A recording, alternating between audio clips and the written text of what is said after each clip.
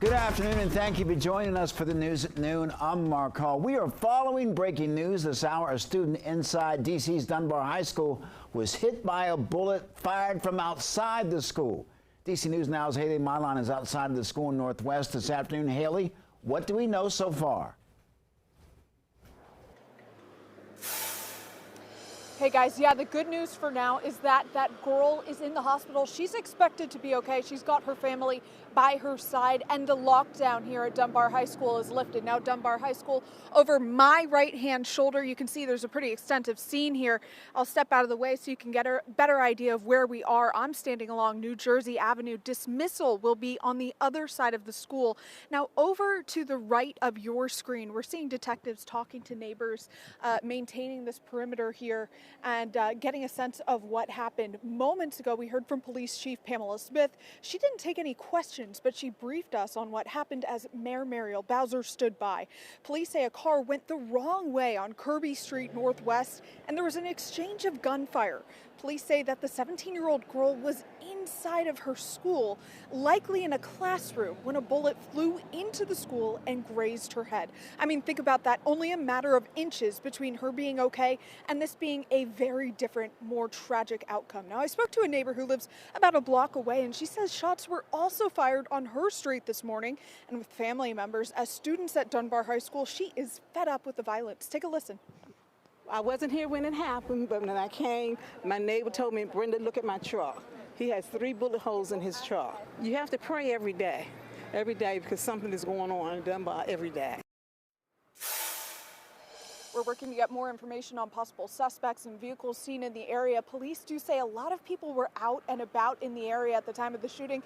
They expect to be able to get a lot of information. I've spoken to people who have city-issued cameras, so there should be a lot of visual evidence there. But if you know about anything that happened here in Northwest, you're asked to contact D.C. Police. We'll be back in the afternoon with much more. But for now in Northwest, I'm Haley Mylon, D.C. News Now. All right, Haley, thank you. Let's switch to weather now. Weather forecaster Brittany Ward joins us with the latest check in the forecast. And Brittany, we're about 10 degrees cooler than we were this time yesterday. You know how I know that? Because I told you. Thank you. Yes, Mark. We are cooler today than what we saw yesterday. Temperatures, though, are still going to be on the warmer side as we head through your day today. So overall, not going to be a bad afternoon, but heading into the weekend, that's when we're going to be tracking some showers. So let's take a look at those temperatures right now. We're sitting at 74 degrees in the nation's capital, 73 as you head further off to the north and the west, out towards Hagerstown. Then we're in the lower 70s there in Martinsburg and Winchester. So overall, not bad. We are seeing a bit of a breeze, and that'll continue as we head through your day today. Now, satellite and radar showing you we are starting to see a few clouds begin to work their way into the area. That will be the trend as we head through the rest of your afternoon. We're going to be seeing a mixture of sun and clouds before we start to see overcast skies across the entire DMV as we head through the second half of our Friday afternoon. Now, zooming satellite and radar out to give you the bigger picture, we're going to be keeping an eye out on the storm system right now that is making its way into Ohio. This will inch closer to the DMV as we head through the afternoon into your Friday evening. This is going to be sparking up a few showers, isolated in nature. We could also hear a few rumbles of thunder as we head through the second half of your Friday. And then behind that, another system will be rolling in this weekend, providing us with some soggy conditions. So keep it here. We'll have a full breakdown of that forecast and the timing of those showers coming up. All right, Brittany, thank you. Today is day 9 of protest at George Washington University. So far, police have not made any arrests. DC News Now's Leonard and Fleming is on the university's campus. Leonard, what's it like out there today?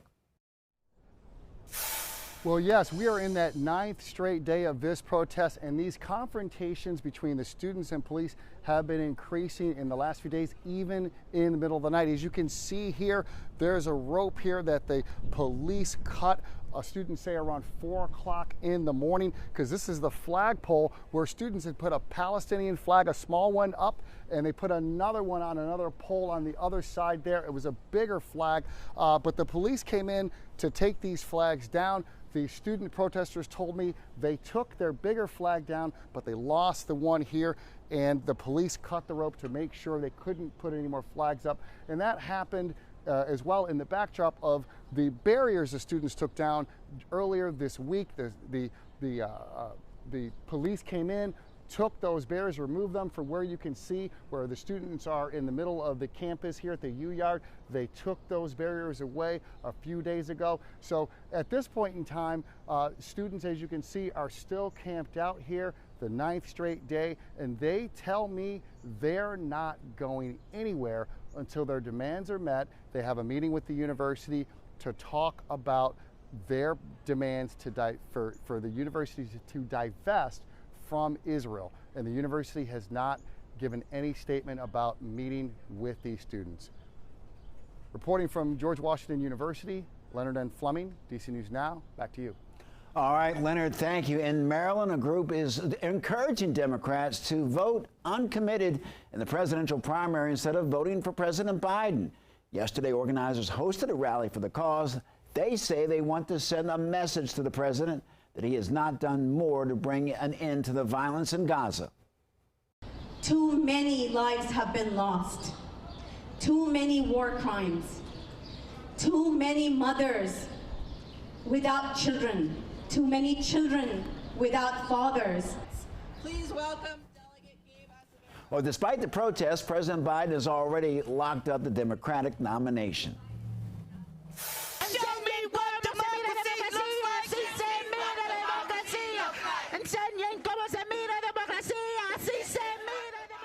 Families and teachers are demanding something is done about proposed budget cuts for D.C.'s early childhood programs.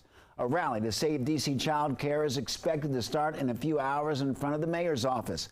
That's where we find D.C. News Now's Yamari Sase. Yes, several D.C. early education centers had delays or even closed completely on Friday as parents, teachers, and staff made their way in front of the mayor's office to stand against the proposed cuts to childhood education. Also, Mayor, you didn't have to worry about child care.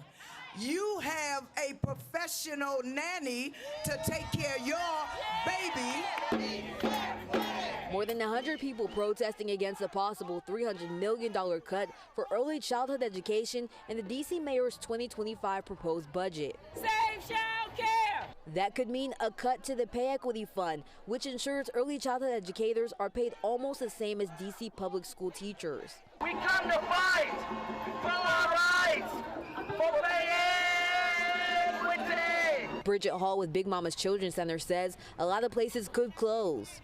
We'll lose our teachers because they have to go to other programs to find employment, salaries, benefit packages that will sustain their families. Several daycare centers opened late or closed Friday for a day without childcare as they rallied in front of the Wilson building. Sierra James' 3-year-old daughter attends Big Mama's Children's Center. She says she can't imagine what she'd do without affordable childcare. The cost of living here in D.C., and I'm a native Washingtonian, is high. It's high, unfortunately. And it's just, they just offer so much support, you know, and it's not fair. She looks forward to seeing her teachers every day. She looks forward to seeing her friends, you know, and again, it's a community. You know, so it would definitely affect her routine. Organizers say they'll be back on May 13th for another day of a day without childcare. We're now reporting live in Northwest D.C. I'm Yamari Sase, D.C. News Now. Yamari, thank you. The Prince George's County Animal Services and Adoption Facility now accepting owner-surrendered dogs. Last month, the shelter paused intakes on pets whose owners could no longer care for them. Officials say that this was done in order to deep clean the facility and avoid reaching capacity limits. While the shelter will accept surrendered pets, it says that this should be at a last resort for owners. Instead, owners are encouraged to research local rescue organizations or rehome pets with family and friends. Well, hundreds of boats are moving into National Harbor for the second annual DC Boat Show. The show kicks off today and runs through the weekend. Well, we are coming to you from this Nautique yacht called the Patriot. It's a 72-foot yacht built in 1961, the largest yacht you'll see at the DC Boat Show. More than 200 boats will be bringing on the excitement and fun along the water this weekend. The DC Boat Show will feature everything from vintage and new yachts to sailboats, powerboats, and even electric boats. You can also tour multiple rooms inside the largest yacht, the Patriot. The show will also feature food tastings, boating vendors, and a golf simulator for families to enjoy. Families will also get a chance to hit the water in pedal boats, paddle boats, and kayaks along the river. The show will feature 12 distilleries and wineries with live music across 3 stages. VIP ticket holders will also get a chance to enjoy the show from a private balcony lounge overlooking the water, where they can enjoy a cigar experience, food from Fogo de Chao, and beauty consultations, as well as a special boat ride close to the monuments along the Potomac River. The DC boating community has really been growing over the last 5 years, I would say. And National Harbor being 15 years old, we just felt that it's now the time to bring a show here and to promote boating and life on the Potomac. What Nautistas here at the DC Boat Show to do is really just show that what we're about is not just the boat, which the boats themselves are beautiful, but it's a beautiful experience as well. Now the DC Boat Show starts today and lasts until Sunday afternoon, and tickets are still available. You can get a regular ticket for about $30. For now, at National Harbor, Liberty Zabala, DC News Now.